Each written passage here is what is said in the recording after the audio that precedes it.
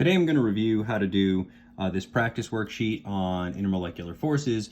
It's pretty much just like the notes, so there's not too much to do. I'm only going to do maybe 2 practice problems with you, and the rest are going to be up to you. So for the first column, you're going to draw the structure. So this would be the Lewis dot diagram. So like for N2, it would look like this. And for HF, it would look like this. Since HF is polar, it gets a polarity arrow.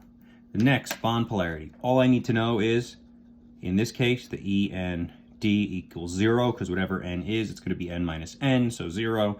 And then for the second one, the E and D is not going to equal 0, because H and F don't have the same electronegativity, so they're bound to get a number other than that. As a result of this,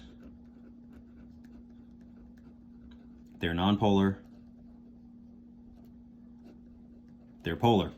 Now, molecule polarity is based off SNAP. So what you're going to do is you're going to draw your 2 lines of symmetry.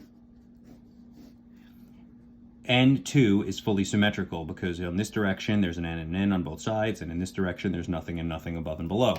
So therefore it is symmetrical and therefore nonpolar. HF, however, while it is symmetrical technically in this direction because there's nothing above and nothing below, it fails in this direction. It doesn't work this way because you have an H on one side and an F on the other. So therefore it is going to be asymmetrical and polar. As far as the intermolecular forces go, if you don't know that, go to the notes on the intermolecular forces, which are probably in this same notebook page, and you're just going to look up that all symmetrical things have London,